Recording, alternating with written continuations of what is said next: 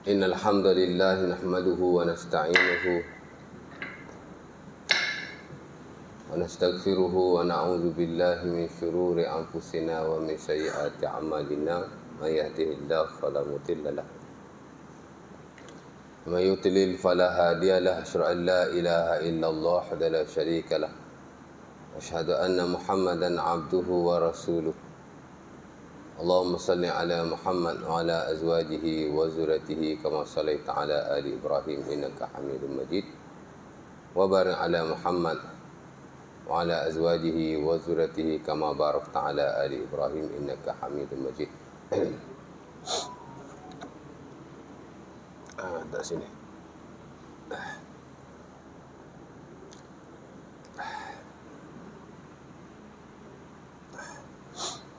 Syukur kepada Allah SWT kerana pada pagi ini kita dapat sama-sama berkumpul di surau kita setelah kita solat subuh secara berjemaah, dan kita akan sambung ya pengajian fiqh ibadah kita yang telah kita tinggalkan pada 2 bulan yang lepas ya. Bulan lepas saya tak ada kuliah lah pasal masuk ward,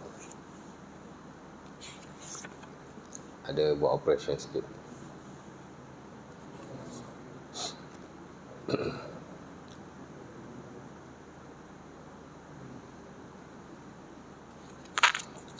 Dan kita dah menghabisi pada kuliah yang lalu bab yang pertama daripada Kitabut Taharah ya. Itulah Babul Miyah, the chapter of water. Berapa siri kuliah kita tentang bab air ini, walaupun banyak yang kita kongsikan, yang kita belajar dan seumpamanya, tapi poin dia hanya satu saja. Itulah jenis-jenis air lah dia. Jadi air ada 3. Pertama ialah air suci menyucikan, tahur atau tuan-tuan boleh sebut air mutlak. Yang kedua ialah suci tapi tidak menyucikan, air tahir. Dan ketiga ialah air najis ya. Dan ketiga-tiga itu telah kita kongsikan sebelum ini. Baik. Hari ini kita nak masuk bab yang kedua. Itulah bab bekas-bekas makanan ya. Yang mana dalam nota saya ini hanya satu muka surat saja. It's a very simple topic. Dia hanya satu topik yang amat ringkas sekali. Hak asah lah. Tapi kalau kita lihat dalam buku-buku fiqh para ulama, terutama buku-buku fiqh klasik, banyak perkara juga yang dibincangkan oleh mereka, tapi sebagai besar adalah hal-hal yang furuk, yang kadang-kadang kita tak terlibat pun, tapi kita kena adalah sedikit idea ya. Tapi kalau kita tahu hak asas tu cukup dah. Di mana secara amnya bekas-bekas makanan ni tuan-tuan, dan minuman juga, kebiasaannya ia melibatkan 5 atau 4 perkara ya. Atau bab yang lain yang lebih kecil daripada itu. Bab bekas makanan tu bab besar, bab di bawahnya ada 4 atau 5 bab sahaja. Antaranya ialah bab tentang aniyatuz zahab wal fiddah, bekas-bekas makanan dan minuman daripada emas dan perak. Kebiasaannya ulama akan bahas hak tu dulu ya. Hari ni mungkin tidak ada, mungkinlah, mungkin ada juga. Jangan dululah kan. Tak semua orang menggunakan bekas-bekas yang mahal seumpama itu. Tapi golongan yang bangsawan, yang kaya, maybe kita tak tahu kan. Mana tahu? Betul tak? Ya.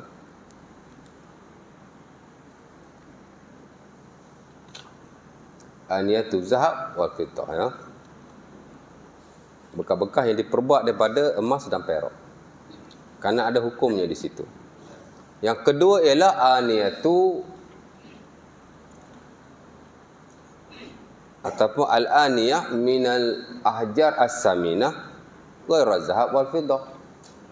Yang kedua ialah bekas-bekas makanan daripada batu-batu berharga juga, benda-benda yang ada harga yang mahal lah ya. Tapi dia bukanlah emas dan perak seperti bekas-bekas yang diperbuat daripada permata ya, al-yakuta, Boleh jadi lah, Allah Ta'ala alam, saya pun tak pasti. Boleh jadi daripada balwar ni berkristal. Kristal pun boleh ke tak boleh? Tahu kristal? Kristal ni kata kalau letaklah rumah boleh menarik energi-energi yang positif, ya, boleh menolak energi-energi yang negatif. Kalau ada bukti scientifically, kita boleh terima. Tapi nak kaitkan dengan perkara yang nak tarik rezeki ke apa, tak ada lah, ya. Tapi kalau dari sudut yang saintifik tu okey. Kristal ni orang Arab kata balwar. Jadi kadang-kadang daripada yakutah, permata, kadang daripada kristal, balwar, kadang daripada apa lagi, ya, batu-batu yang macam batu akik, ya. Kadang-kadang batu dipanggil zabarjat, macam-macam nama lah, saya pun tak tahulah, ya. Tapi batu-batu begitu kadang-kadang digunakan, ya, untuk bekas-bekas makanan. Kalaulah digunakan, ada hukumnya di situ. Itu dua kan. Yang dibincangkan juga oleh para ulama ialah aniyatu al-kufar, bekas-bekas makanan atau minuman yang dimiliki dan digunakan oleh orang-orang kafir, ya. Yang mana kalau kita belajar dalam dipanggil fiqh ta'ayush, fiqh hidup bermasyarakat dengan non-muslim, dia ada satu fiqh yang lain, ya. Dr. Yusuf Qardawi ada menerapkan unsur-unsur fiqh ta'ayush dalam sebahagian buku beliau seperti Al-Halal wal Haram fil Islam, ya. Dia ajar kita lah macam mana kita nak hidup lah, ya, cara bermasyarakat. Kerana manusia ataupun negara ni ada yang majmuk, ya, bukan Malaysia saja, negara lain pun. Tapi kat Malaysia ni sebab orang Muslim majoriti, ada setengah negara tu orang Muslim minoriti. Jadi mau tidak mau mesti ada satu fiqh yang baru, nama dia fiqh ta'ayush, ya. The science of sociality. Macam mana kita nak hidup dengan mereka ni, kan? Dan kadang-kadang tak semestinya negara-negara yang minoriti Muslim seumpama itu. Kadang-kadang di satu tempat ataupun di satu family dia masuk Islam, dia seorang je Islam, mak bapak dia tak Islam, ya, betul tak? Dia masuk Islam, mak bapak dia tak masuk Islam. Jadi kalau kita belajar bab bekas-bekas makanan, kalau kita ambil pendapat yang syadid, tuan-tuan tak boleh nak makan lah kat rumah dia. Pasal bekas dia tu kok guna benda-benda yang, betul tak? Ya. Takkan tiap kali pergi rumah mak kita nak makan nak kena sama.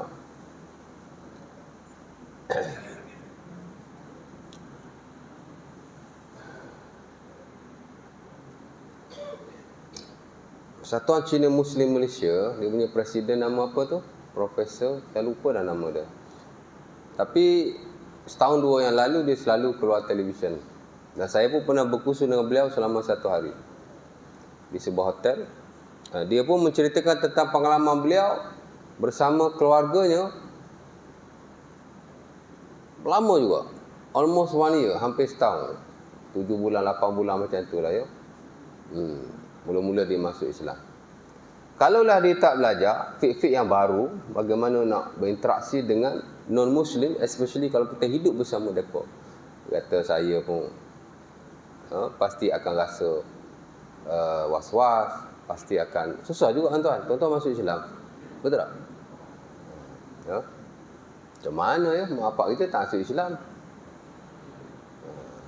Orang Cina biasa anjing mereka makan. Jadi pergi rumah mereka, susah juga, ya. Kita ni mungkin lah, kita orang luar tak pergi, hak duduk dengan dia tu. Dia tahulah dia pun bukan Muslim dulu. Ya tak? Takkan pergi rumah mak kita tiap-tiap kali pergi nak kena samak kot. Mak, nanti jangan buah nasi dulu, saya nak samak dulu kat luar. Ya. Ataupun tak pergi langsung, jumpa kat luar je. Tak boleh kat rumah mak saya pinggan mangkuk dia guna benda yang najis. Leceh. Letih, ya.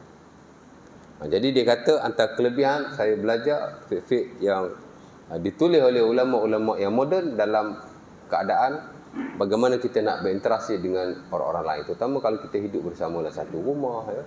Jadi saya dapat manfaat yang besar, katanya. Sebab banyak benda ijtihad je pun. Ada benda kita pegang sungguh-sungguh kan. Tak boleh, haram. Najis. Benda ijtihad je. Ya. Masing-masing ada ijtihad dan tafsiran masing-masing. Dari situ timbulnya hukum. Dalam hal-hal yang zanni, yang tidak qat'i. Kalau qat'i, memang Allah Ta'ala dan Nabi sebut macam tu, lainlah ya. Ini sebab banyak benda kita ada pentafsiran masing-masing. Jadi aniyatul kufar penting sekali. Hatta pada zaman Rasulullah SAW, bukan sekarang saja. Ada sebahagian sahabat Nabi yang dihantar keluar, mereka hidup di negara ataupun menjadi pemimpin ataupun buka negara yang bukan Islam, yang mereka dulu daripada agama-agama yang makan benda-benda najis ni, ya.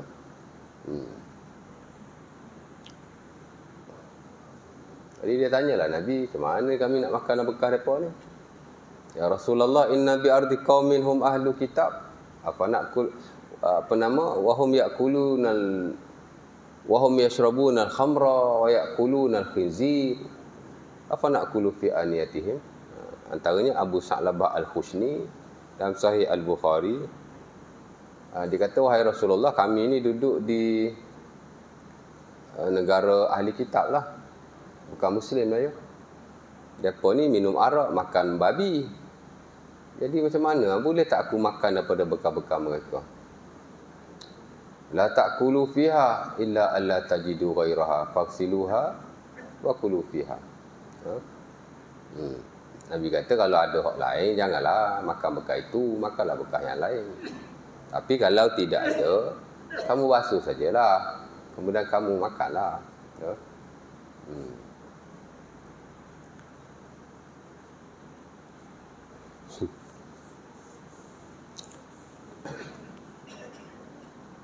Dan Nabi SAW pernah berwudu daripada air yang diberikan oleh orang musyrik.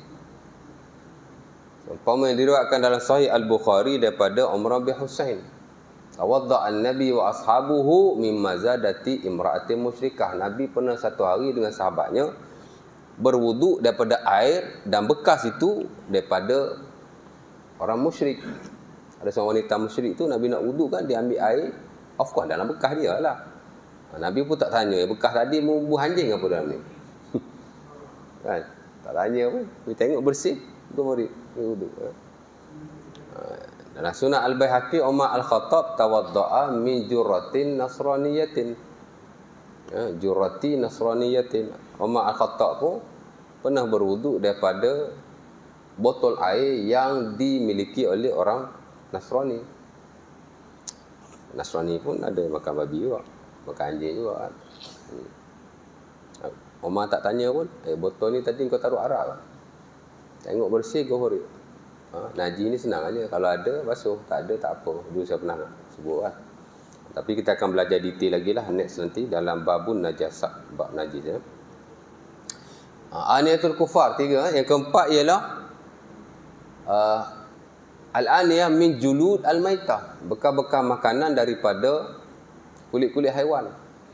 Dan kadang-kadang juga daripada tulang-tulang mungkin. Hari ni tulang temulang tidak dijadikan bekal-bekal makanan. Katanya ada juga dia buat pinggan daripada tulang, Allah Ta'ala alam. Ya. Tapi tulang pun tuan-tuan banyak digunakan dalam teknologi pemakanan. Banyak juga ada pengguna. Tulang dijadikan sebagai bahan untuk menapis air. Ada juga. Sebab tu dalam sebahagian water filter ada bahan daripada tulang. Sebab tu kalau boleh kita nak beli mesin filter pun beli yang ada halal. Oh, ada halal juga ada. Ada kelulusan daripada Kementerian Kesihatan dan ada ada logo halal. Logo halal ke tak tahulah, tapi kelulusan daripada pihak berkuasa agama lah menyatakan bahawa bahan yang digunakan dalam mesin penapis air ini adalah bebas daripada barang-barang terlarang. Hanya babi lah biasa barang terlarang, lain tak ada. Ya. Ada syarikat yang ada sijil halal ya, ada sijil kelulusan daripada JAKIM. Macam itulah lebih kurang. Tapi banyak tak ada pun. Syarikat besar ada lah. Syarikat kecil-kecil mana nak ada, tuan tak? Tak tahulah, Allah Ta'ala lah. Tapi hari ni kalau beli mesin filter syarikat besar pun murah je. Tak mahal. Kau nak pakai filter lah sebaik-baiknya, ya. Kadang-kadang mereka takut. Dan kalau kita nak beli pun kita tanya yang jual tu. Dia punya penapis ni daripada, dia biasa kalau penapis air tu, kalau daripada batu tak apa, batu pasir tak apa. Ni dia dah campur batu, pasir, tulang. Adalah bahan-bahan lagi saya pun tak tahu. Ya. Tapi tulang memang digunakan sebagai bahan untuk filtration, untuk penapisan. Empat kan?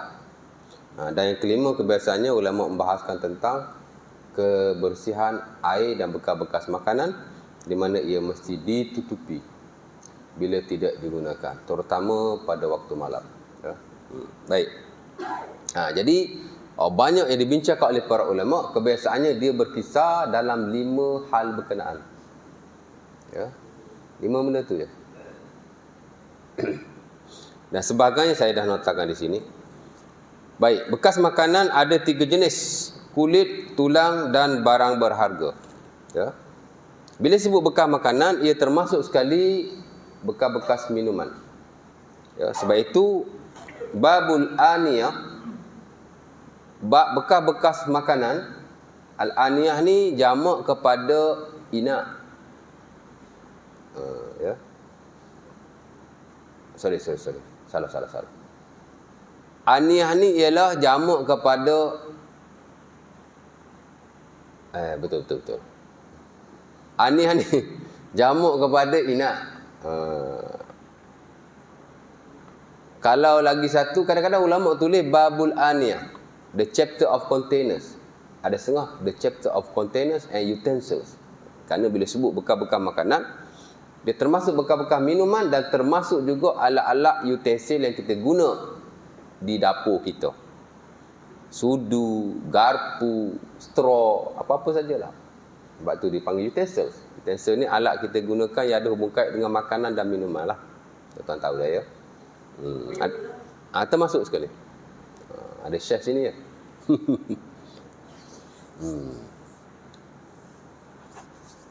Ana dulu pun kerja restoran. Ana banyak tahun juga lu manager restoran. Dululah masa belum start lagi. Baru bukan nak start pun, sebelum tu lagi.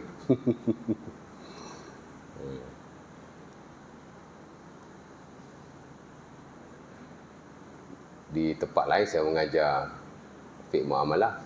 Saya cakap saya dulu kerja bagai retailer. Semua dia kerja kan. Manager restoran pun dia kerja. Peruncita pun dia kerja. Memanglah sebelum jadi ustaz dulu saya bekerja di banyak bidang. Ya, pengalaman lah ya. Bukan habis-habis belajar jadi cikgu ada ustaz tak ada. Banyak tahun juga kerja macam-macam kan. Jadi dia merangkumi lah ya, bekas makanan, bekas minuman dan utensils. Termasuk cawan ya, periuk, belanga, apa-apalah ya yang berada di dapur kita yang ada hubung kait dengan makanan dan minuman. Straw bahkan dia termasuk sekali belaka ya. Cuma yang dinaskan oleh Nabi SAW hanya bekas-bekas makanan dan bekas-bekas minuman. Baik, bekas makanan ada 3 jenis: kulit, tulang dan barang berharga ataupun batu berharga. Ini kebiasaan di sisi orang Arab pada zaman dahulu.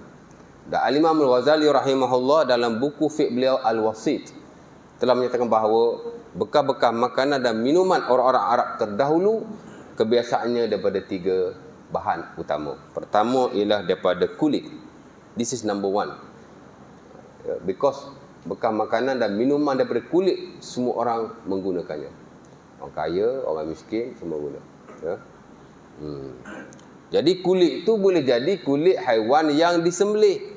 Mungkin boleh jadi kulit haiwan yang mati, bangkai tanpa disembelih. Mungkin boleh jadi juga daripada haiwan-haiwan yang keji dan najis, seumpama anjing dan babi. Maybe. Jadi mau tidak mau syarak mesti menjelaskannya. Dan alhamdulillah Rasulullah sallallahu alaihi wasallam selaku orang yang dipertanggungjawabkan oleh Allah Subhanahu wa taala untuk memastikan kita dalam keadaan suci sebelum menghadap Allah Subhanahu wa taala telah mengajar kita satu persatu. Kita nak semayang, Allah Taala suruh. Nak semayang, Allah Taala suruh ambil wuduk dulu ataupun mandi wajib dulu, mesti guna air. Kan? Nak guna air mesti guna ada bekas, air mesti diletakkan dalam bekas. Jadi ulama susun macam tu, bak air dulu. Air letak dalam bekas, bak bekas pula. Kerana air diletakkan dalam bekas yang najis, air itu akan jadi najis. Tak sah pula semayang kita. Jadi kena clear tu. Air kena air yang suci menyucikan, air mutlak. Diletakkan pula dalam bekas yang diiktiraf oleh syarak, bekas-bekas yang tidak najis. Ya. Jadi bab kedua ni amat relevan lah ya. Kuliah ya. Boleh jadi. Jadi mau tidak mau mesti diterangkan. Kadang-kadang daripada tulang belulang haiwan sama dalam konteks yang tadi. Boleh jadi tulang daripada haiwan yang okey, boleh jadi tulang daripada haiwan yang tidak okey. Ya. Kalau tulang-tulang haiwan yang disembelih okeylah, ataupun haiwan-haiwan yang halal dimakan. Walaupun kadang-kadang tidak disepakati oleh para ulama. Haiwan ni tuan-tuan dia bukan satu standard. Ada yang disepakati boleh dimakan. Ayam, ya. Kerana Nabi yakul lahmad dujaj, kata Abu Sa'id dalam Sahih Al-Bukhari. Nabi SAW makan daging ayam. Kan? Jadi ada masalah lah ayam kan. Dia haiwan yang halal. Tapi kalau dia mati ya, tanpa disembelih jadi najis, jadi bangkai, macam mana pula? Dan begitulah haiwan-haiwan yang lain. Kalau yang jadi bangkai ni tak? Binatang yang tak halal ni yang jadi bangkai ni tak pinggang dia. Sekejap. Itu nanti akan sampai juga. Okey. Ada haiwan yang haram dimakan, sepakat para ulama. Ya. Anjing, babi dan beberapa haiwan yang lain yang dinaskan oleh Al-Quran walaupun tidak banyak. Tuan-tuan boleh rujuk surah Al-Maidah ayat 3, Al-Maidah ayat 90 ya. Dalam surah Al-Maidah banyak disebut tentang makan dan minum. Dan surah Al-An'am pun ada ayat 140 adalah nanti kita akan sebut.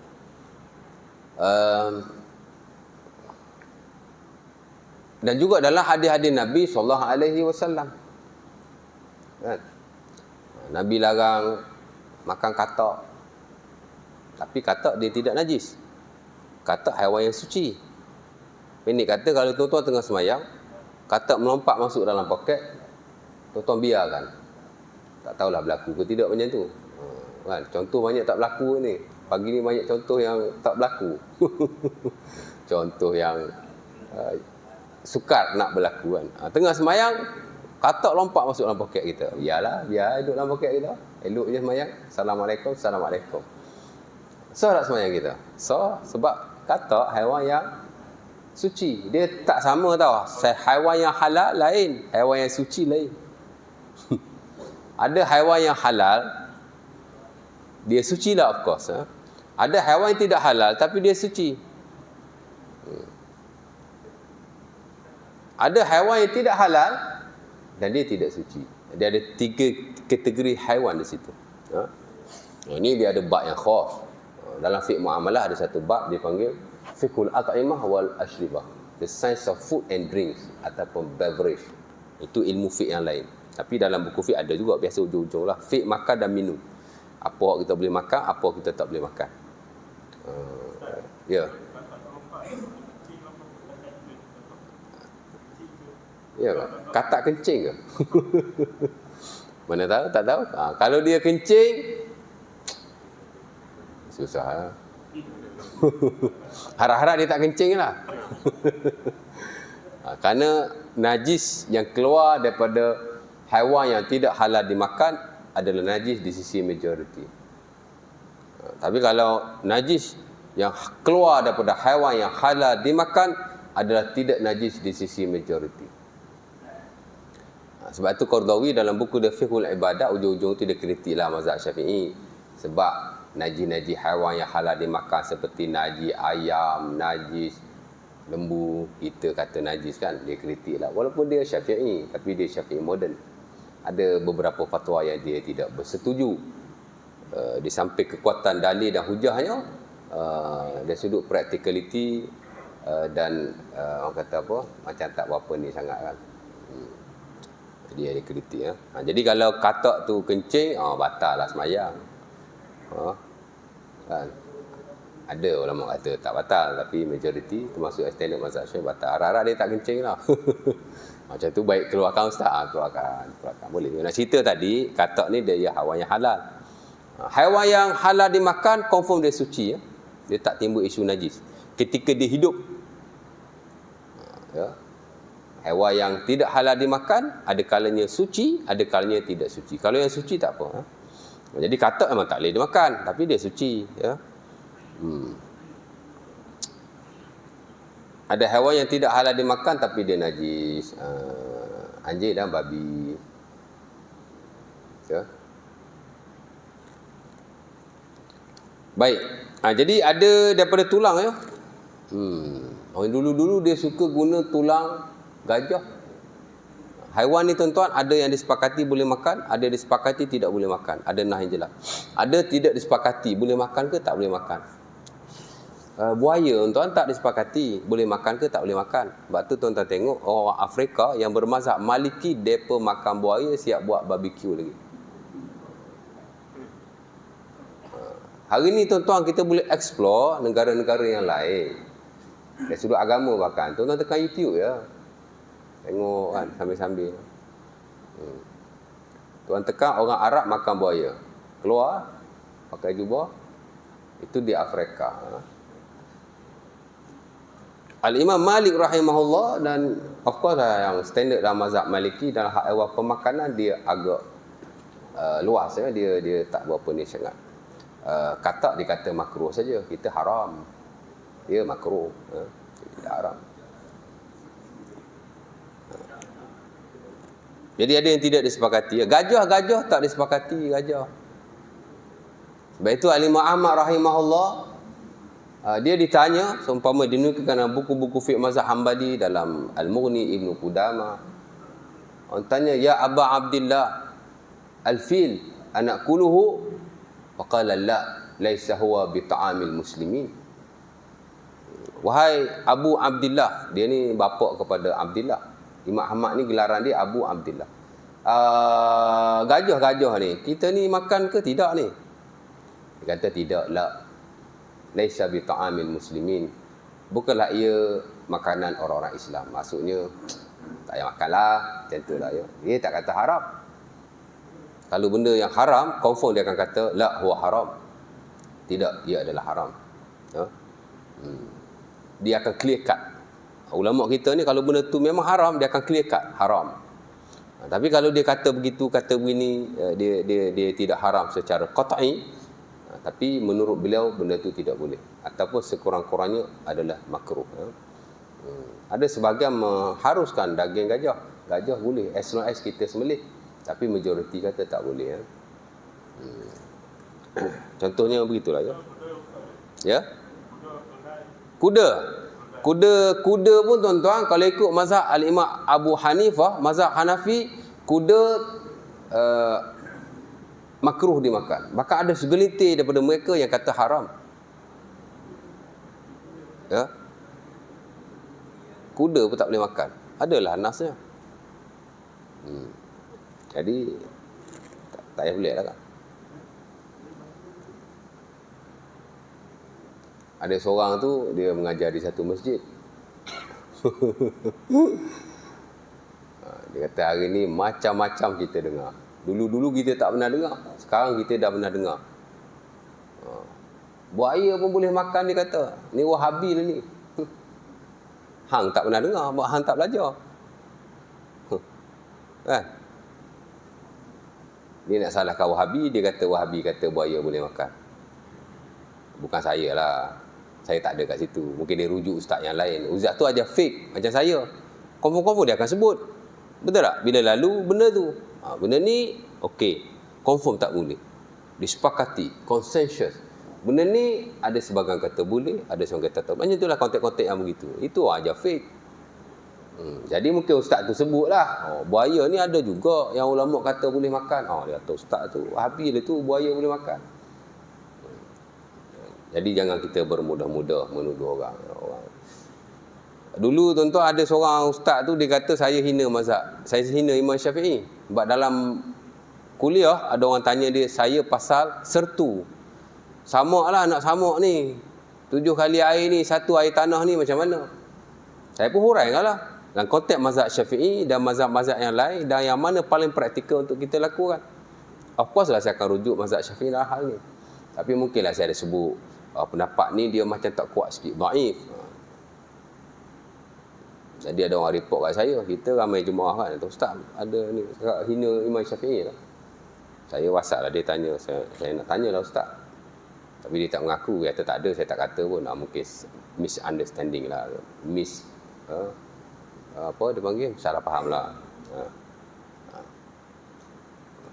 Tak mungkin saya hina ulama-ulama tertentu, tak mungkin. Baik. Macam tadi, Haji tanya apa tadi? Ada yang tanya saya tadi? Dah jawab dah? Tapi yang beg tu nanti saya kulit-kulit haiwan yang dibuat beg atau seumpamanya nanti saya komen. Nak baca yang ni dulu ya. Jadi tulang ni kadang-kadang digunakan secara meluas ya. That is okay as long as dia adalah tulang-tulang yang suci lah, daripada haiwan yang suci. Tulang ni pun ada ulama khilaf lagi, nanti saya akan jelaskan. Haram menggunakan bekas emas dan perak. Jadi dia kata, Imam Ghazali kata barang ni, bekas-bekas makan ada kulit, tulang, barang berharga. Tulang tadi ya. Tulang ni tuan-tuan, sebenarnya ulama pun tidak sepakat. Tulang ni dia bukan tulang saja ya, kulit, tulang. Kalau haiwan tu haiwan yang halal dimakan dan disembelih, confirm dia suci. Tidak ada pertikaian sama sekali. Ayam kita sembelih, keseluruhan bahagian dalam ayam itu adalah suci. Cuma najis dia dalam perut tu tak suci di sisi mazhab Syafi'i dan sebagian mazhab yang lain, walaupun sebagian besar yang lain kata tidak najis. Ayam kita sembelih suci belaka. Najis dia tak suci. Kita ambil itulah ya. Najis kalau boleh keluarkan. Lain semua boleh. Begitu kat lembu kita sembelih, everything daripada body lembu tu semua suci. Kalau sembelih ni tak ada masalah, as long as dia haiwan yang halal dimakan. Tapi kalau haiwan tu haiwan yang tidak halal dimakan, kita sembelih pun dia tetap tidak suci. Contohnya keldai kampungan. Keldai ni ada dua ya. Satu keldai kampungan yang jinak tu, yang orang duk bela, orang Arab duk bela tu kan, itu haram dimakan. Tapi kalau keldai hutan halal dimakan. Kedai liar tu kan, itu halal. Ya, adalah nasnya. Kedai tu tak boleh dimakan. Kita sembelih, ia tetap bangkai. Jadi hak kata suci tu sekiranya ia haiwan yang halal dimakan dan ia disembelih secara syar'i. Cukup syarat-syarat sembelihan dia jadi sucilah setiap bahagian daripada anggota, termasuk kulit, tulang dan seumpamanya. Ya. Tapi kalau haiwan tu halal dimakan tapi dia mati tanpa disembelih, ia tetap najis kerana bangkai, al-maitah. Bangkai ni tuan-tuan tak kira halal dimakan ke tak halal dimakan ke, semua adalah najis keseluruhan badannya. Lembu kena langgar lori mati pom, tak ada nak sembelih. Lembu kalau kena langgar kereta, kalau sempat sembelih tuan. Ya. Sebelum dia mati sembelih dulu. Ya. Sekira-kira kalau kita sembelih tu keluar darah yang kuat dan dia mati kerana sembelih kita, memang dia kena langgar, tapi kita sempat sembelih. Jadi dia mati kerana kita sembelih, bukan mati kerana kena langgar lembu tu. Ya? Jangan lembu. Bukan lembu kita. Bukan lembu kita boleh sembelih, tapi dengan syarat nanti bagi tahu tuan dia kan. Kita tahu tuan dia kan. Dia mati kita sembelih dulu tak apa. Boleh kita sembelih lembu ataupun haiwan yang bukan milik kita. As long as after kita sembelih, kita minta izin tuan dia lah. Boleh. Kerana ada hadis yang diriwayatkan dalam Sunan Abi Daud, hamba kepada Ka'ab bin Malik, dia lihat satu kambing dia nak mati. Dia terus sembelih. Lepas sembelih baru dia bagi tahu tuan dia. Lepas tu ulama kata boleh. Kita sembelih dulu, lepas tu baru kita cakap kat tuan dia. Ya. Kalau tak sembelih rugi. Mati gitu je. Kan? Ya. Boleh sembelih, tak ada masalah. Keldai itu apa alasan dia, Ustaz? Keldai dia tak ada alasan. Ia diharamkan oleh Allah Subhanahu Wa Taala ketika pembukaan Mekah. Sebelum tu boleh makan. Sebab itu ketika pembukaan Mekah, tak kala Allah Subhanahu Wa Taala memerintahkan Rasulullah supaya mengharamkannya, Nabi pergi kat sahabat tengah masak keldai dalam periuk yang besar. Nabi pun perintahkan supaya periuk itu dibuanglah. Dibuang. Mungkin ada hikmah dia. Keldai ni haiwan tunggangan ya, mungkinlah Allah Taala alam. Tapi ia memang diperintahkan oleh Nabi untuk tidak memakannya. Sebelum tu boleh. Pembukaan Mekah ni banyak benda berlaku yang sebelum tu tidak berlaku. Sebelum pembukaan Mekah, bila nak solat, setiap kali fardu mesti berwudu. Tapi bila Fatih Mekah, Nabi beri kelonggaran. Wudu selagi mana tidak batal, boleh solat. Ya. Ketika Fatih Mekah, keldai boleh makan. Kedai kampungan lah ya, kedai belaan. Tapi ketika Fatih Mekah tidak boleh dimakan lagi. Apa lagi ya? Mungkin ada lagi lah yang lain. Jadi itulah Yang ketiga, barang berharga tadilah. Emas dan perak lah terutamanya. Dan selain emas dan perak pun kadang-kadang mungkin ada orang menggunakannya. Cuma majoriti ulama tidak mengharamkan. Kita nak buat bekas air, bekas makanan, sudu, garpu, apa-apa kontainer daripada batu-batu berharga, permata, berlian, macam-macam lah. Kristal pun mahal juga. Majoriti hanya memakruhkan saja, tapi tidak mengharamkan kerana tidak ada nas. Mereka hanya mengkiaskan kepada emas dan perak yang dinaskan oleh Rasulullah SAW. Kalau Nabi sebut emas dan perak saja. Lain pada emas dan perak Nabi tak sebut. Jadi sebahagian kata batu-batu berharga ni jika digunakan, dia ni macam emas dan perak lah. Kan? Dia boleh membawa kepada berlebihan, boleh membawa kepada pembaziran. Ya. Allah Ta'ala larang berlebihan. Dan surah Al-A'raf ayat 31, Allah Ta'ala larang kita ni membazir. Jadi membazir tuan.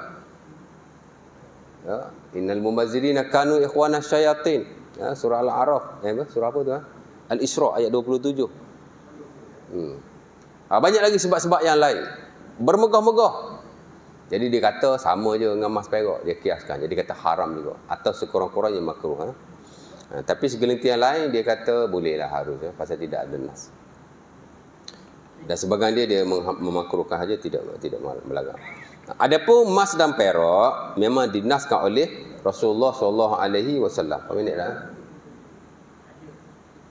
Oh, mata aku kabur.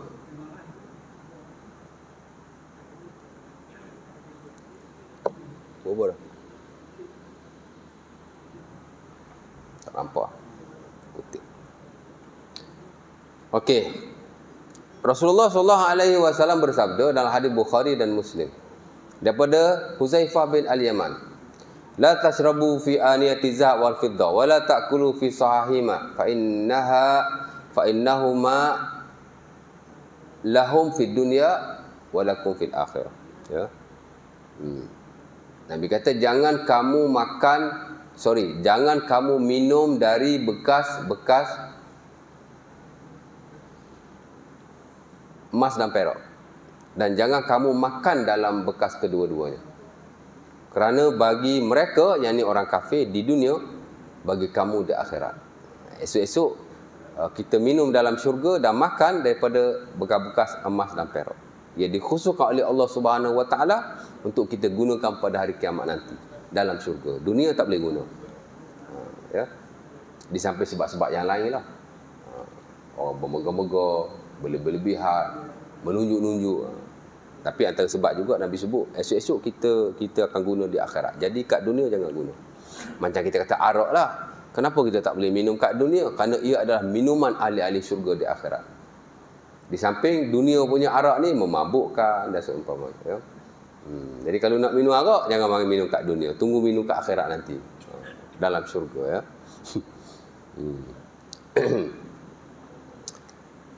Begitu juga dalam hadis Bukhari daripada isteri Nabi Ummu Salamah, di mana kata Nabi, allazi yashrabu fi aniyatil fiddah, dan setengah riwayat awi zahab, fa innahu yujajir fi batnihi nar jahannam. Maksudnya siapa yang meminum daripada bekas perak, setengah riwayat bekas emas juga, dia telah membakar perutnya dengan api neraka. Ya, ia satu larangan jelas daripada Nabi SAW. Sebab itu tiada pertikaian, ya, memakan atau meminum daripada bekas-bekas makanan dan bekas-bekas minuman dan utensil-utensil yang lain daripada emas dan perak adalah dilarang. Haram di sisi majoriti, makruh di sisi minoriti, ya. Majoriti kata haram. Kita tak ada pun, ya. Kita mana ada nak buat bekas makanan pada emas dan perak. Emas mahal tu. Mungkinlah orang bangsawan seumpama. Bekas orang kafir harus digunakan dengan syarat ia adalah bersih di mata kita, ya.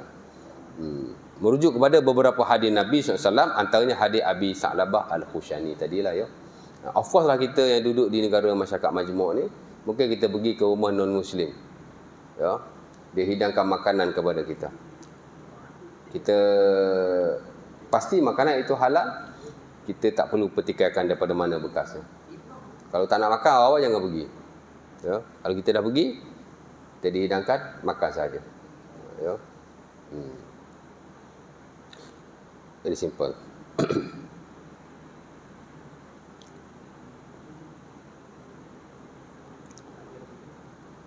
Sebab tu sebagai ulama dia kata, tak apalah, tak sebut dah itu. Baik. Kulit haiwan, tulang, tanduk, rambutnya dan bulunya adalah suci jika ia haiwan yang halal dan mati secara sembelih. Tapi jika haiwan yang tidak halal, sembelih pun tetap najis. Jika haiwan yang tidak haiwan sekalipun, jika dia mati, dia tetap najis, ya. Of course lah, kalau dia haiwan yang memang najis ketika hidup dan ketika matinya ialah anjing dan babi. Walaupun dalam hal ni masih berlaku khilaf sikit sebanyak di kalangan para ulama, sebenarnya. Kerana nasnya terhad. Nas pasal benda ni sikit sangat, ya. Jadi dia terhad lah. Namun begitu, cara majoriti termasuk extend dalam mazhab Syafi'i, kalau haiwan tu halal, sembelih, okey. Kalau haiwan tu halal tapi mati, maka tidak okey. Of course lah, kalau dia haiwan yang tidak halal, mati kan, lagi-lagi lah tidak suci.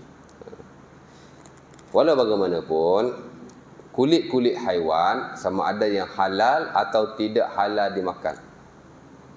Sekiranya ia mati dalam konteks najis lah, mati bangkai ke, maka ia boleh suci dengan syarat ia disamuk terlebih dahulu. Tuan-tuan sembelih lembu, kulit lembu tak payahlah samuk pasal dia disembelih, betul tak?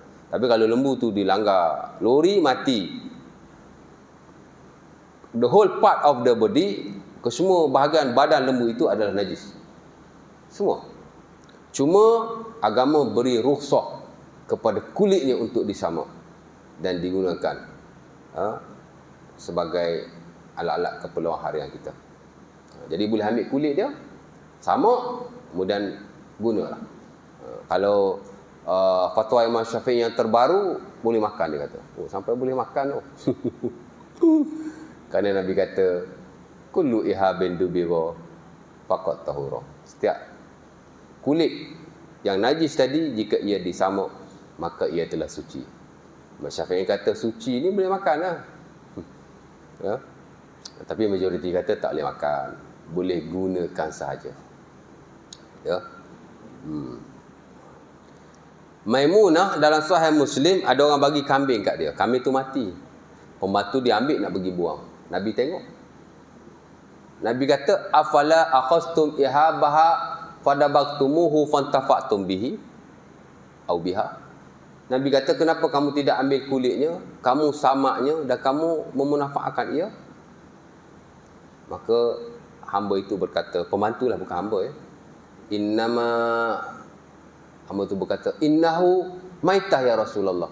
Innaha maitah ya Rasulullah. Pasal syat ni kambing, lafaz dia muannas. Jadi kata innaha maitah. Ni bangkai wahai Rasulullah. Nabi kata innama haruma akluha. Kambing ni memang kau tak boleh makan. Tapi kulit dia kamu boleh guna. Ambil lah. Setengah riwayat Nabi kata innama yutahhiruhul ma' wal qaras. Dalam hadis Abi Daud Nabi kata sucikanlah ia dengan air dan qaras. Qaras ni sejenis bahan yang digunakan untuk menyamuk kulit-kulit haiwan. Tapi kulit haiwan tuan-tuan jangan ingat macam samuk babi pula. Anjing nak kena 7 kali air. Samuk kulit lain. Samuk kulit kita Melayu panggil samuk. Tapi sebenarnya dia hanya membersihkan saja. Orang Arab dia guna 2 bahan lah biasa untuk membersihkan kulit-kulit haiwan. Satu qaras. Qaras ni sejenis tumbuh-tumbuhan. Saya tak pastilah macam mana. Satu lagi Imam Syafi'i sebut al-um ialah asyab ataupun setengah orang Arab dipanggil asyas. Juga sejenis bahan daripada batu untuk menyucikan kulit-kulit haiwan. Cuci macam mana sebenarnya?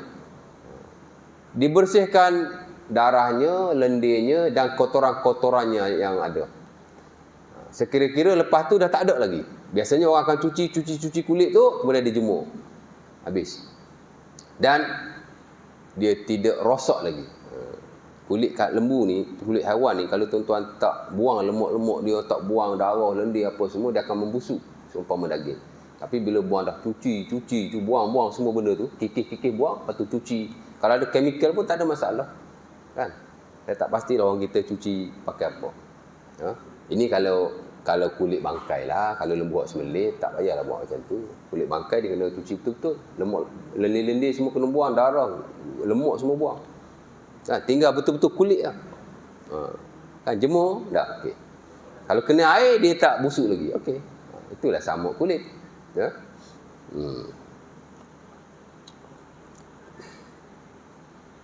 Haiwan yang halal dimakan ni sebenarnya majoriti ulama dia tidak keras sangatlah. Haiwan yang halal dimakan sebahagian ulama kata walaupun dia mati tanpa sembelihan, tapi macam bulu dia, macam tulang dia jika boleh dimanfaatkan, boleh digunakan kerana ia tidak najis. Ada sebahagian ulama, tidak majoriti lah, berpandangan sedemikian. Dan pandangan ini termasuk pandangan Al-Imam Al-Bukhari rahimahullahu ta'ala. Sebab itu dimasukkan dalam Sahih Al-Bukhari kata-kata sebahagian salaf yang menggunakan tulang-tulang gajah. Gajah ni mana ada orang sembelih kan? Orang tak makan, tadi saya sebut kan, majoriti tak makan kan, jadi dia mati bangkai.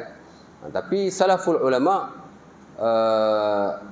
tabi'in yang besar seperti Az-Zuhri, dia sebut zaman dia memang orang guna tulang-tulang gajah untuk dibuat minyak dan dibuat sikat rambut. Ya. Jadi sebahagian perkara Imam Bukhari masuk dalam sahih dia menunjukkan bahawa itu pendapat dia jugalah ya. Tapi kita tak nafikan lah ya. Ada sebahagian kata tetap najis. Hok keras sikitlah dia kata tetap najis. Ya.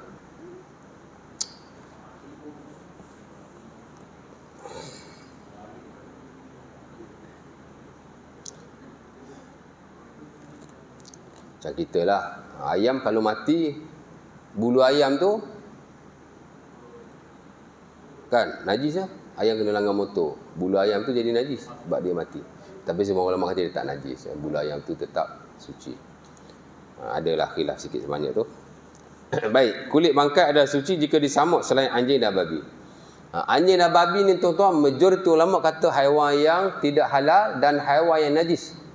Melainkan dalam mazhab Abu Hanifah sahaja yang mensucikan anjing tapi tidak babi.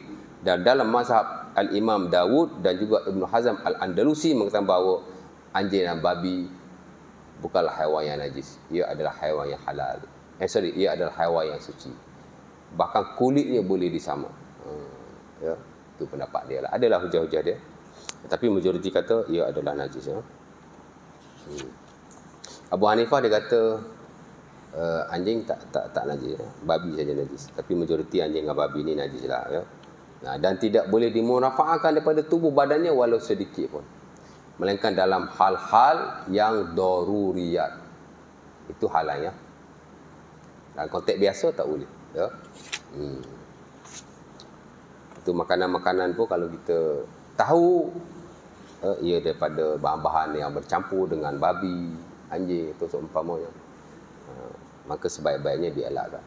Bukan sebaik-baiknya, memang kena elak lah. Lain baru kita tak tahu. Hari ni pemakanan pun dia bersifat global. Baik, ada soalan nak tanya. Macam kulit tadi kan?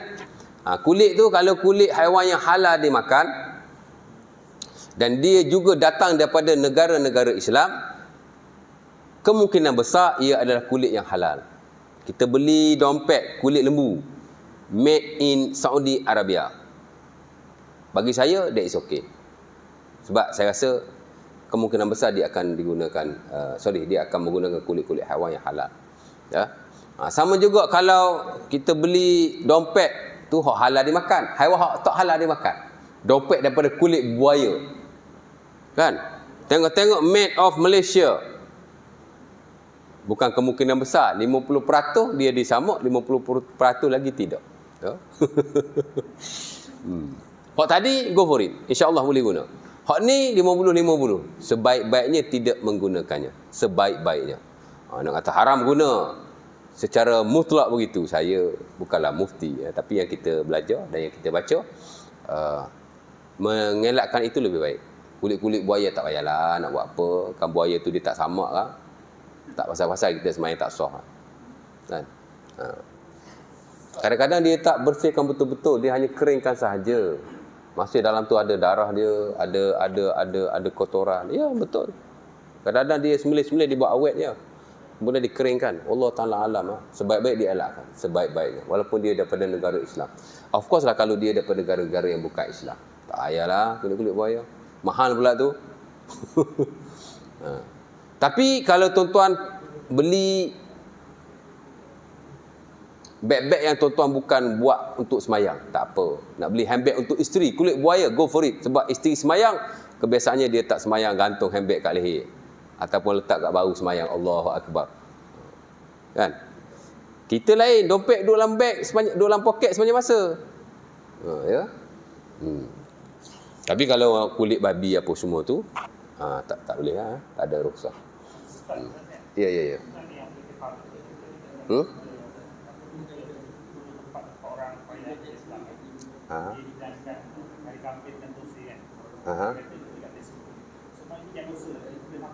Yang mana? Kalau kita perayaan Islam, dan hari dan Tosir, kata kita itu di kampung dekat Tesco. So kita jangan langsung, kita boleh makan ya.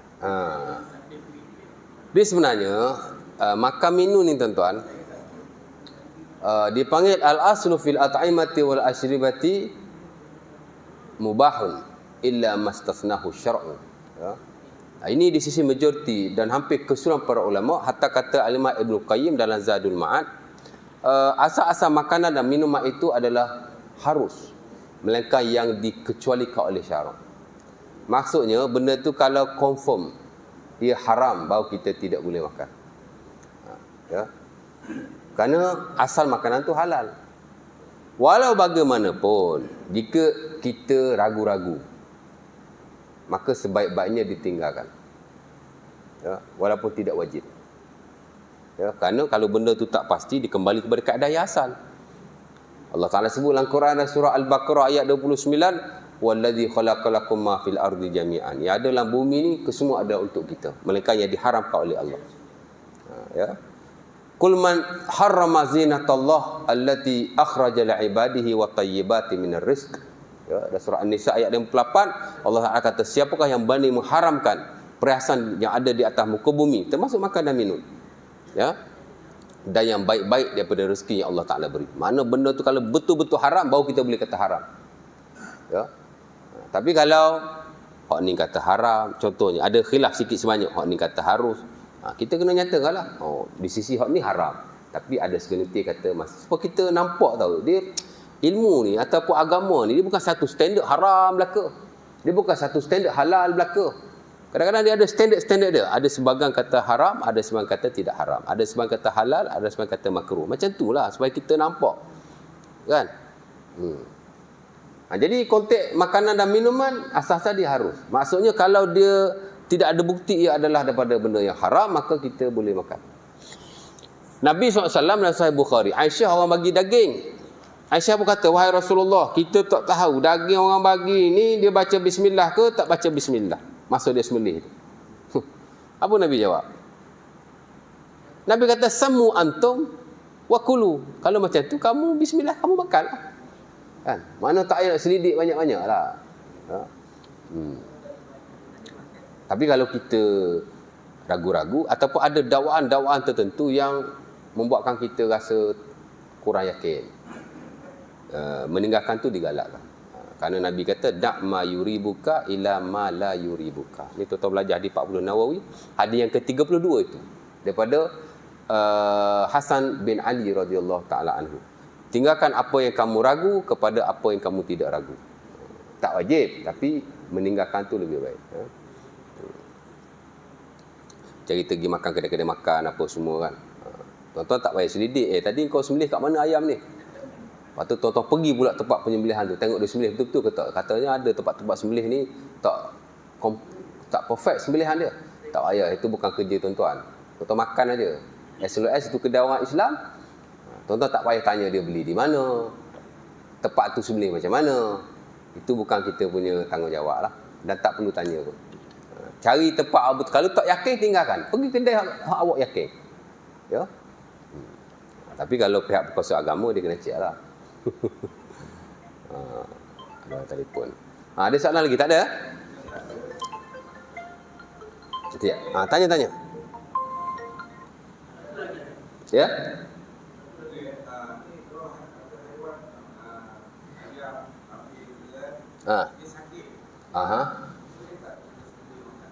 Boleh? Boleh? Boleh. Dia syarat sembelihan ni tuan-tuan, dia ada 3 lah ya. Ni tuan-tuan belajar dalam fiqh ni, dia ada satu dia panggil babus soidi waz zabaih. Bab perburuan dan penyembelihan. Dalam muamalah kan? Dalam ibadat tak ada lah. Dalam muamalah dia ada bab makan minum lain. Sembelihan lain. Sembelihan ni dia duduk dalam fiqh perburuan dan penyembelihan. Sembelih ni senang aja, dia ada 3 ya. Pertama, orang yang sembelih, azabih. Yang kedua ialah haiwan yang disembelih, al-mazbuh. Dan yang ketiga ialah alat yang kita gunakan, alatuz zabah. 3. Orang yang sembelih, Islam dan ahlu kitab. Ya. Boleh budak-budak, boleh kanak-kanak, boleh orang gila, walaupun ada khilaf sikit lah ya. Boleh belaka. Dia beri longgar. As long as yang sembelih tu orang Islam atau ahli kitab, habis. Ya. Dan semasa dia sembelih tu, dia tidak sebut selain daripada nama Allah. Dia tak sebut apa pun, bismillah pun tidak, apa tidak, sembelih saja, sah. Walaupun majoriti kata mesti menyebut sekurang-kurangnya nama Allah, bismillah kena sebut, ada mensyaratkan begitu. Ya. Ahli kitab boleh tuan. Kalau orang Yahudi, orang Kristian, kalau dia sembelih, kita boleh makan sembelihan mereka. Cuma ahli kitab ni, majoriti kata dia memang original punya ahli kitab. Daripada keturunan Bani Yaqub. Maksud dia, tok nenek dia, tok nenek dia, tok nenek dia, tok nenek dia memang orang Kristian. Dia, tok nenek dia, tok nenek dia, tok nenek memang orang Yahudi. Kalau orang Melayu, hari ni baru masuk Kristian, dia bukan ahli kitab. Kan? Sebelum ni dia orang Islam contohnya, ataupun dia orang agama lain, dia masuk Yahudi. Hari ni, pok dia agama lain, dia bukan ahli kitab. Di sisi majoriti. Walaupun segelintir kata ahli kitab ni semata-mata orang Yahudi dan Kristian, walaupun dia baru masuk. Macam Qardawi kan? Qardawi kata semua orang Yahudi dan Kristian adalah ahli kitab, walaupun mereka bukan daripada keturunan ahli kitab. Dia kata tak ada syarat. Ya, adalah perbahasannya. Tapi kalau mereka sembelih, kita boleh makan. Kerana Allah Ta'ala sebut dalam Quran ya, ta'amukum halul lahum wa ta'amuhum halul lakum. Makanan mereka halal bagi kamu, makanan kamu halal bagi mereka. Ya. Tapi kalau orang musyrik, non-muslim selain daripada Kristian Yahudi, dia tidak sah. Walaupun dia baca bismillah. Acung, ambil ayam sembelih. Bismillah, tak sah. Kerana syarat dia mesti muslim. Perempuan boleh sembelih? Ajar isteri kita sembelih ayam macam mana? Kok tangan kita tak ada, dia boleh sembelih. Anak kita boleh sembelih, tak jadi syarat balik ya. Hamba boleh sembelih, tak ada syarat merdeka. Hatta Ka'ab bin Malik saya sebut tadi, hamba dia yang sembelih, perempuan pula tu. Okey, yang kedua ialah haiwan yang disembelih. Mesti haiwan yang halal dimakan. Kalau haiwan yang tidak halal dimakan, tetap tidak halal. Kalau dia haiwan yang tidak halal dimakan, dia tetap bangkai dan tidak suci, najis juga. Haiwan tu mesti haiwan yang halal dimakan. Very simple. Kalau ya. Dan mesti putus sekurang-kurang 2 urat. Satu urat pernafasan, satu urat makanan. Urat pernafasan yang kecil tu, yang duduk belah atas, yang duduk belah bawah tu urat makanan. Dia panggil al-halqum wal mari. Halqum dan mari. Satu yang makanan, satu yang minuman. Potong 2 tu okey. Sebab tu sembelih haiwan ni jangan sampai putus kepala. Sian haiwan tu. Zap putus orang dah. Kan? Kira-kira kalau tuan-tuan sembelih tu, ayam tu, pernah sembelih? Tak pernah? Malu orang lelaki tak pernah sembelih. Kan? Tuan-tuan kalau sembelih tu, kalau dah rasa pisau tu makan kat leher dia, dah putus dah. Sebab urat tu di luar leher. Di luar leher. Kalau dah makan sampai terkena tulang leher tu, dah putus dah uratnya. Tak payah dah gomoh lagi. Duk bahaya lagi ayam tu. Kesian sampai separuh leher ayam tu. Kan? Menyeksa kan? Lepas tu, sap dah. Kalau tulang kita, pisau kita dah kena tulang leher dia tu, putus dah tu. Urat tu duduk di depan leher. Sian ayam dia. Iza qataltum ahsinul qatla. Iza zabahtum ahsinul zabha. Nabi sebutlah hadis Muslim atau Bukhari daripada Shaddad bin Auf. Kalau kamu bunuh elok-elok. Kalau kamu sembelih elok-elok. Jangan bagi sakit haiwan tu. Ya. 2 kan? Dan yang ketiga ialah alat penyembelihan. Boleh daripada batu, boleh daripada kayu, boleh daripada besi, boleh berlaku. Yang tak boleh ialah daripada kuku dan tulang. Tulang kita asal-asal bagi tajam sembelih. Tidak boleh. Haram. Di sisi majoriti. Jadi abang tanya tadi pasal apa sembelih? Saya sebut syarat sembelih tu nak bagi faham lah. Tapi tanya apa pasal sembelih tadi? Ayam sakit kan? Itu tertinggal tadi. Yang menyembelih orang Islam atau ahli kitab, ya, bukan musyrik. Yang disembelih tadi, dia mesti haiwan yang halal dimakan dan dia mesti ada hayah mustaqirrah. Maksud kita sembelih tu dia hidup lagi dengan hidup yang kuat. Maksudnya kalau kita sembelih, dia mati kerana kita sembelih. Bukan dia mati kerana benda tu. Kalau dia sakit, dia tak mati kerana sakit tu. Kalau dia kena langgar pun, kita dah sembelih dulu. Dia mati kerana kita sembelih. Bukan kerana kita langgar. Macam mana nak cam dia punya hayah mustaqirrah? Bila kita sembelih tu, haiwan tu darah dia keluar terpancuk. Kita sembelih tu, cop-cop keluar darah terpancuk. Okey. Kan? Dan ada tindak balah daripada badannya. Bila dia sembelih tu, nak mati kaki juga. Okey, hayah mustaqir. Okey. Ya. Ada orang lembu dia kena langgar, boom. Dia tunggu dulu 3 hari. Lembu dia hidup baru dia sembelih. Takut lembu tu dia sembelih mati kerana dilanggar. Memang ada ulama kata macam tu, kena tunggu 1 hari, kena tunggu 2 hari, kena tunggu 3 hari. Tapi yang standard termasuk dalam mazhab Syafi'i yang disebut oleh Az-Zuhaili dalam fiqh mazhab Syafi'i yang muktamad. Sekira-kira haiwan tu kalau kita sembelih, darah terpancut, ada respons dari tubuh badan dia. Mana dia ada hayah mustaqirah. Masa kita sembelih dia masih hidup. Dan dia mati kerana sembelihan kita. Walaupun sebelum tu dia dilanggar. Maka ia dah halal dimakan. Ya. Jadi, itulah. Jadi bolehlah bang. Dia kena penyakit. Moyok je ayam tu kan. Kita pun sembelih. Boleh makan. Tak semestinya kita sembelih haiwan yang sihat. Haiwan yang sakit pun boleh sembelih. Boleh, ada soalan lagi? Tak ada? Tak. Ya. Tapi kalau ayam tu, kan bukan sebelum tempat sembelih ayam tu. Banyak ayam, dia sembelih, dia masuklah air panas. Maksudnya ayam tu mati sebab lemas. Bukan kerana sembelih. Okey, ayam bila dia sembelih, urat pernafasan dia telah putus. Jadi kalau dia letak dalam air sekali pun, kemungkinan dia tidak mati kerana lemas. Dia mati kerana disembelih. Walau bagaimanapun, elakkanlah dia dimasukkan ke dalam air sebelum dia mati. Kerana takut-takut saluran pernafasan yang kita sembelih tu masih boleh dimasuki air dan takut-takut dia mati kerana lemas. Takut-takut. Sebab tu kalau boleh lepas sembelih, jangan terus rendam. Tunggu beberapa minit, lepas tu baru rendam. Ini tugas itulah tempat sembelih tu. Jangan sembelih je lempar masuklah air. Kamu tahu ke dia mati sebab kamu sembelih ke atau dia mati sebab lemas? Urat pernafasan dah putus, air mana boleh masuk lagi? Kamu tahu, ada pergi cek. Ada pergi hintai dalam lubang pernafasan dia tu, air masuk ke tidak, pergi paru-paru ke tidak. Ada buat postmortem, belah dia punya dada ke apa, tengok paru-paru dia. Tak tahu kan? Jadi elakkan. Saya kata tak boleh langsung sebab ada orang jawab juga. Dah putus dah ustaz. Air nak masuk ke mana lagi? Mana kita tahu? Kita tak tahu. Sebab itu Nabi SAW ada hadis yang jelas. Bila sahabat lepaskan anjing perburuan ataupun haiwan-haiwan yang lain lah untuk berburu kan. Bila haiwan tu dah terkam, dia dah bunuh haiwan tu, kita boleh makan. Ya. Dengan beberapa syarat lah, antaranya kita lepaskan dia dengan membaca bismillah. Lepas tu anjing kita tak makan haiwan tu. Kalau dia makan tak boleh. Kita pergi tengok dia dah makan dah tangan sikit. Tak boleh sebab dia bunuh bukan untuk kita, dia bunuh untuk diri dia sendiri. Antaranya juga ialah kalau kita pergi tengok cari-cari mana aku punya kijang tadi yang apa nama?